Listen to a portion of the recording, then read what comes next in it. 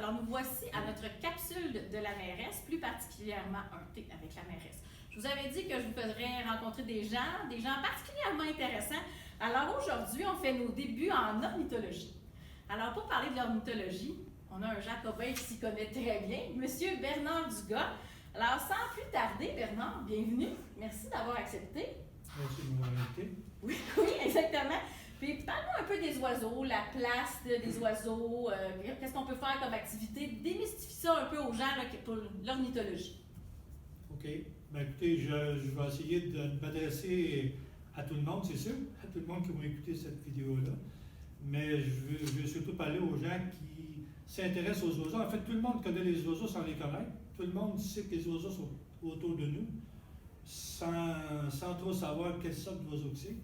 Le but de la capsule vidéo n'est peut-être pas de retenir tout le nom de ces oiseaux-là, mais de vous dire que d'y porter attention, peut-être la situation actuelle, parce qu'évidemment, vous devinez bien que la capsule est tournée pendant la période de la COVID. Oui.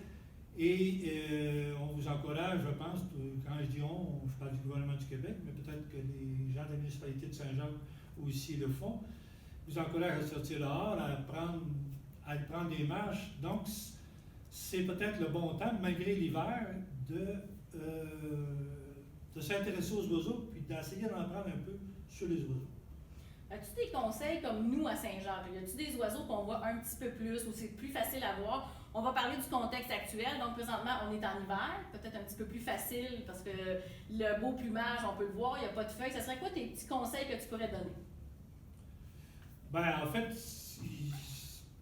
d'être attentif, c'est sûr. De peut-être, si vous voulez, de vous acheter, ceux qui n'en ont pas, des jumelles, parce que c'est un outil qui est super important. J'ai envie de vous dire de vous procurer des jumelles à bas prix avant les livres, si vous voulez, parce que dans le fond, les jumelles, au moins, ils vont vous faire voir des oiseaux que vous voyez loin. Ils sont au fond de votre cour, ils sont au bout d'un champ. Donc, avec les jumelles, vous allez au moins vous décourager, je dirais. C'est important de dire, je m'intéresse aux oiseaux, mais dans le fond, ils sont toujours en mouvement.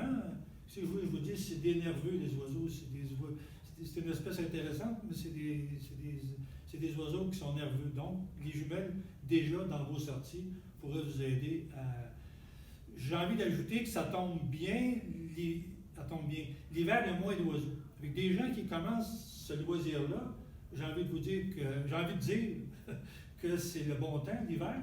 Puis, je ne sais pas si la COVID a aidé à ça, je ne crois pas du tout, là, mais les oiseaux d'hiver qu'on a, assez souvent, on a beaucoup, beaucoup moins d'oiseaux, mais ils sont souvent, la plupart sont colorés. Donc, rouge, bleu ou jaune sur fond blanc, vous devinez la suite. Donc, vous allez, c'est une bonne année pour découvrir les oiseaux, je vous dirais. Puis, as-tu 2-3 sortes que tu peux nous dire? Qu'on en a plus, mettons, à Saint-Jacques, c'est facile, à part le moineau commun. Qu'est-ce qu'on peut voir un petit peu plus dans le territoire de Saint-Jacques? Oui, je ferais bien une parenthèse sur le moineau commun qui est de moins en moins commun, qui est de plus en plus plus rare. OK. Qui est de plus en plus rare. Je vous dis ça, on dit des moineaux pour symboliser les espèces en général, mais les espèces qui sont assez courantes cet hiver, c'est la mésange à tête noire, que sans doute que les gens connaissent, le cardinal rouge. À Saint-Jacques, on le voit beaucoup. Moi, je suis résident de Saint-Jacques depuis à peu près une quarantaine d'années, je dirais. Et quand je suis arrivé à Saint-Jacques, il n'y avait presque pas de cardinal rouge. Là, maintenant, il y en a. C'est un oiseau qui passe l'hiver ici, qui passe l'année ici. Donc, si vous le voyez cet hiver, vous allez le voir ce printemps aussi.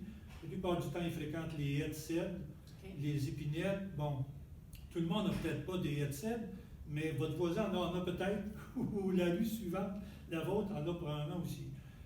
Des pigeons, il y en a. Des tourterelles, sans doute, que vous connaissez peut-être, ou que les gens sont habitués. Et c'est un oiseau qui passe l'hiver ici, cet oiseau-là.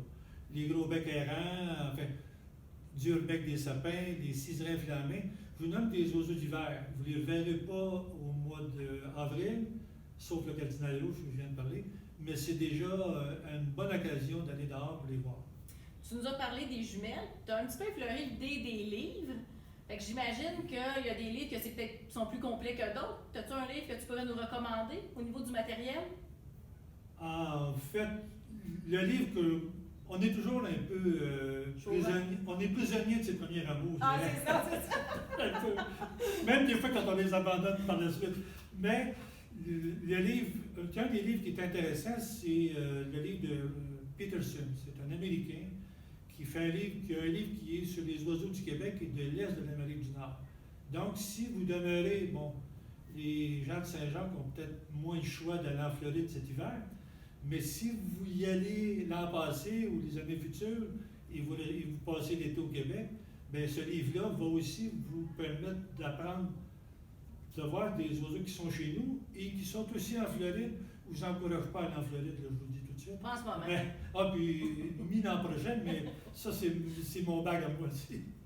Et le livre Peterson qui s'appelle Les oiseaux d'Amérique du Québec et du l'Est de l'Amérique du Nord, excusez. Je sais qu'on en a beaucoup aussi à la bibliothèque, si jamais les gens veulent venir voir. Je ne sais pas si on a exactement celui de M. Peterson, mais on en a aussi là, une panoplie, que ce soit pour les jeunes. As-tu une petite activité qu'on pourrait faire?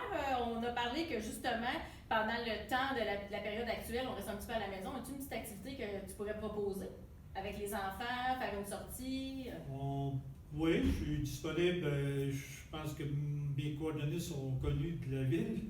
On peut très bien organiser une petite sortie à Saint-Jacques. Ça pourrait être, en respectant les consignes et tout ça, ça pourrait être dans le parc des cultures.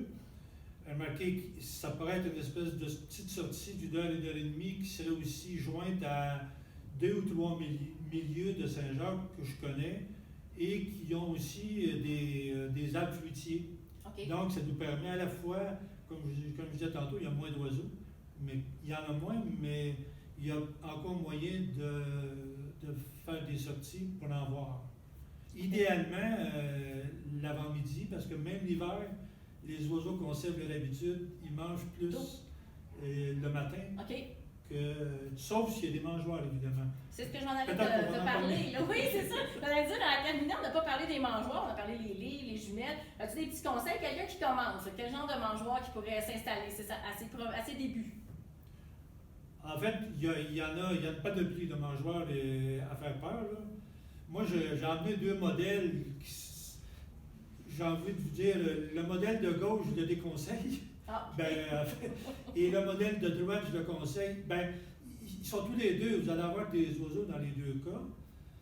Le modèle qui est ici, à ma droite, est intéressant dans le sens qu'il permet aux petits oiseaux qui fréquentent les mangeoires d'être en haut.